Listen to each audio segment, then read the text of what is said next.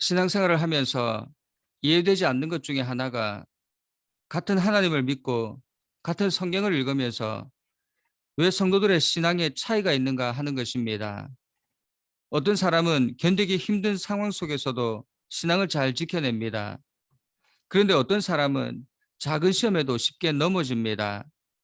어떤 사람은 날로 날로 신앙이 성장하는데 또 어떤 사람은 세월이 지나도 언제나 그 자리입니다. 같은 하나님을 믿고 같은 말씀을 듣는데 왜 이렇게 다른가? 여러분, 우리는 어떻게 실패하지 않고 승리할 수 있습니까? 어떻게 우리의 신앙이 날마다 성장할 수 있습니까? 아마도 이것이 대부분의 신앙인들의 고민이 아닐까 생각합니다.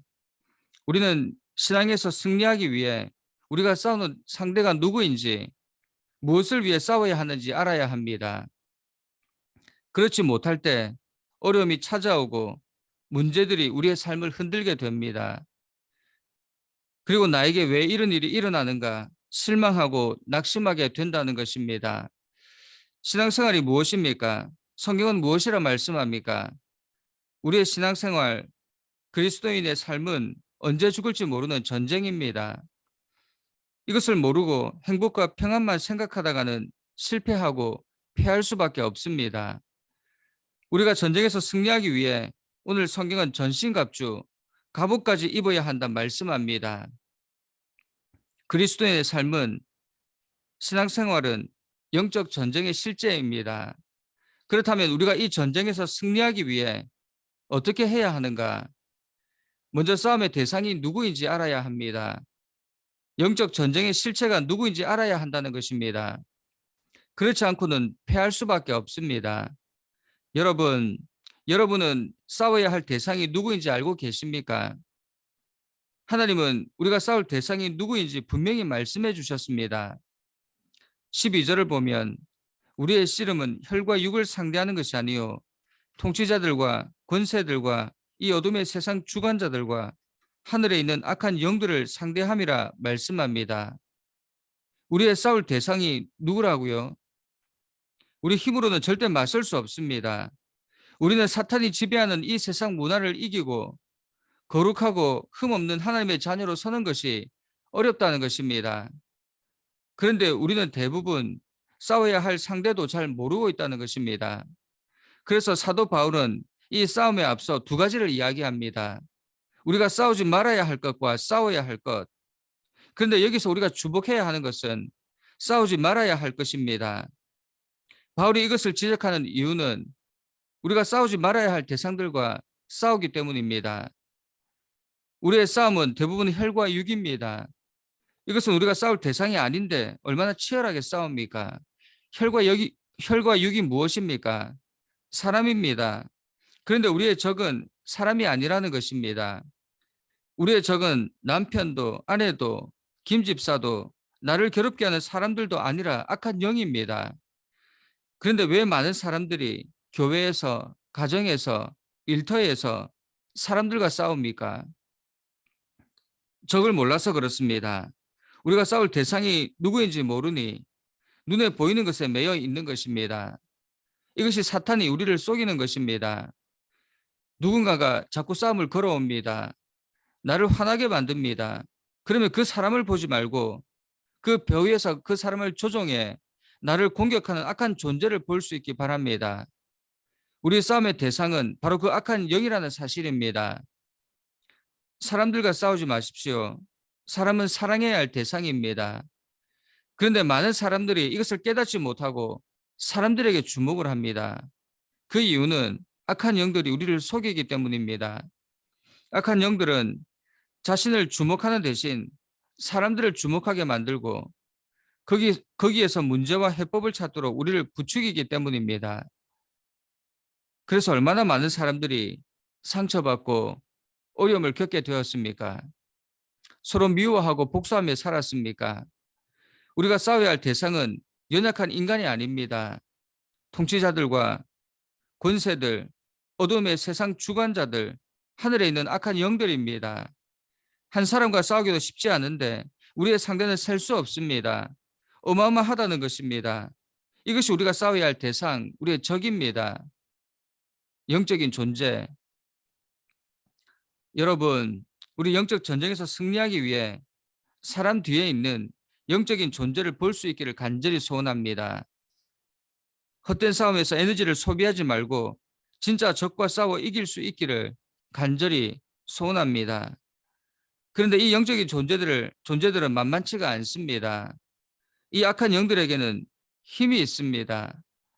통치자들과 권세자들, 어둠의 주관자들은 성경에서 아주 대단한 권력자들을 지칭할 때 사용되었습니다. 이들은 모두 힘과 능력이 있습니다. 사탄이 예수님을 시험할 때 높은 산에서 만국을 보여주며 무엇이라 합니까? 나에게 경배하기만 하면 이 모든 세상을 너에게 주리라. 힘이 없으면 어떻게 주겠다고 하겠습니까? 예수님도 이러한 사탄을 이 세상의 임금이라 말씀하셨습니다. 사탄의 존재는 만만하지 않습니다. 뿐만 아니라 우리의 대적은 악합니다.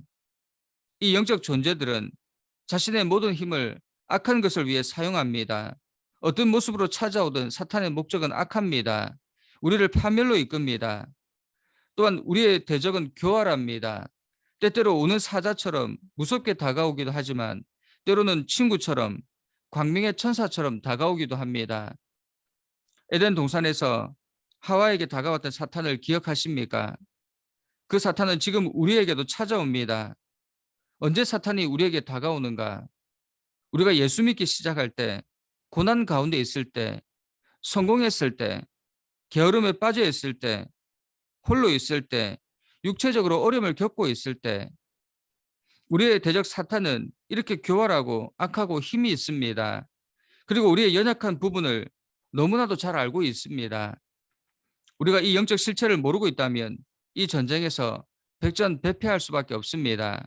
그러나 우리가 적을 알고 나를 알면 언제나 승리할 수 있습니다. 그래서 오늘 사도 바울은 우리가 싸울 대상을 알기를 진정으로 바라고 있었던 것입니다.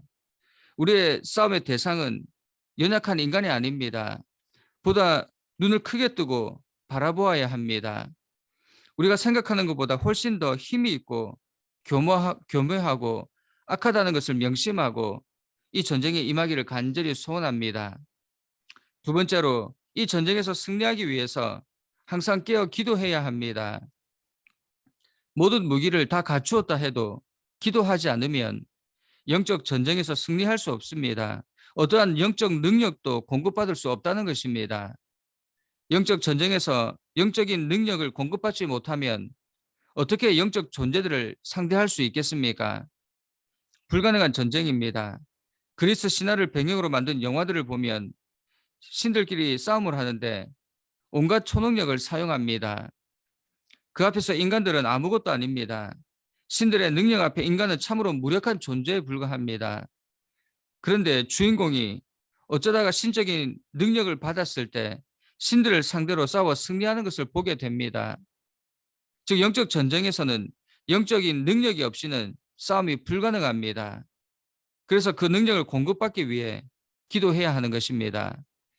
그런데 문제는 사탄도 우리가 기도하면 하나님으로부터 능력을 공급받는 사실을 알고 있습니다. 그래서 어떻게 합니까? 우리가 기도할 때 사탄은 방해합니다. 기도 시간에 일이 생기게 만듭니다. 기도할 수 없는 상황을 만들어 기도를 방해합니다. 그래서 우리는 항상 깨어 있어야 합니다. 사탄이 기도를 방해할 때 더욱 깨어 성령 안에서 기도해야 합니다. 그런데 이 기도는 한 번만, 하루만, 어려움에 처했을 때만 하는 것이 아니라 매 순간 성령 안에서 간구해야 합니다. 여러분, 오늘 하루를 시작하면서 영적 전쟁에서 승리하기 위해 기도하셨습니까? 직장에서, 가정에서, 삶의 순간순간에 영적인 능력을 공급해 달라고 기도하셨습니까? 그렇지 않으면 우리는 언제 넘어질지 모릅니다. 사탄은 우는 사자와 같이 우리를 삼키려고 지켜보고 있습니다. 우리에게 조그만 틈이라도 생기면 여지없이 달려들어 우리를 물어뜯습니다. 그러므로 우리가 아무리 무기를 다 갖추었다 해도 기도가 받쳐주지 않으면 우리의 무기는 의미가 없습니다. 예수님의 제자들을 보십시오. 그들은 주님과 함께 먹고 자고 복음의 진리를 배운 사람들입니다. 어찌 보면 사탄을 대적하는 일에 그들보다 전문가는 없을 것입니다. 그런데 예수님께서 변화산에 올라간 사이 귀신 들린 어린아이 하나를 고치지 못해 쩔쩔매고 있었습니다. 그 이유가 무엇입니까? 예수님은 그 이유를 무엇이라 말씀하셨습니까? 기도 외에 다른 것으로 그런 유가 나아갈 수 없느니라. 기도하지 않아서 그렇다는 것입니다. 제자들도 기도하지 않으니 귀신 하나 쫓아내지 못하는 무능력한 사람들이 되었습니다. 여러분, 우리가 영적 존재를 상대로 싸워 이길 수 있는 방법은 기도밖에 없습니다. 기독교 저술가이며 고든 코넬 신학교 설립자인 아도니람 저드슨 고든은 기도를 한 후에 기도하는 것보다 더 큰 일을 할 수 있지만 기도하기 전에는 결코 기도하는 것보다 더 큰 일을 할 수 없다라고 이야기했습니다. 예수님의 책망을 들은 제자들이 사도행전에서는 어떻게 바뀌었습니까? 사탄의 방해와 핍박을 이겨내고 무력화시켰습니다. 통치자들과 권세들과 어둠의 세상 주관자들과 하늘에 있는 악한 영들로부터 수많은 사람들을 구원해내는 영적 전쟁에서 승리하는 역사의 주인공이 되었습니다. 어떻게 그들이 이런 일을 할 수 있었는가? 이런 변화의 결정적인 원인이 무엇이었나? 기도였습니다. 사도행전을 읽다 보면 이런 구절을 발견하게 됩니다. 오로지 기도에 힘썼다. 그 후에 성령의 능력들이 나타나기 시작했습니다. 여러분, 우리 기도합시다. 매일의 삶에서 사탄과의 싸움에 져서 실망하고 낙심하지 말고 기도하십시오. 자신을 자랑하기 위한 바리새인의 기도가 아니라 성령 안에 사는 기도, 기도에는 졸업이나 완성이 없습니다. 매일 매 순간 쉬지 않고 해야 합니다. 기도를 쉬는 순간 우리의 신앙에 틈이 생기고 무너지게 됩니다. 여러분, 우리 영적 싸움에서 승리합시다. 우리의 대적이 누구인지 정확히 알고 오로지 기도에 힘쓰므로 날마다 승리하는 모두가 되기를 간절히 축원합니다. 함께 기도하겠습니다. 사랑하는 하나님, 우리가 싸워야 하는 대적은 우리의 힘으로는 이길 수 없는 적들입니다. 오직 하나님의 능력이 아니면 우리는 싸움조차 할 수 없는 무력한 존재들입니다. 우리에게 악한 영적 존재들을 이길 힘을 허락하여 주옵소서. 먼저 싸움의 대상이 누구인지 바로 알기 원합니다. 싸우지 말아야 할 대상들과 싸우느라 우리의 힘을 다 사용하지 말고 싸울 대상을 찾아 기도함으로 그들을 이기게 하옵소서. 우리의 적은 혈과 육이 아님을 깨닫고 그 배후에서 우리를 공격하는 실체들을 바라보게 하옵소서. 우리가 이 싸움을 이길 수 있는 방법은 그리스도를 의지하는 것밖에 없음을 기억하고 날마다 주님 앞에 나아가 간절히 매달리는 우리가 되기를 소원합니다. 기도 외에 다른 것이 없다고 말씀하신 예수님의 말씀처럼 오로지 기도에 힘쓰는 산정연교회 성도들이 되게 하옵소서. 그리하여 날마다 승리하는 삶 살기를 간절히 원합니다. 예수님의 이름으로 기도드립니다. 아멘.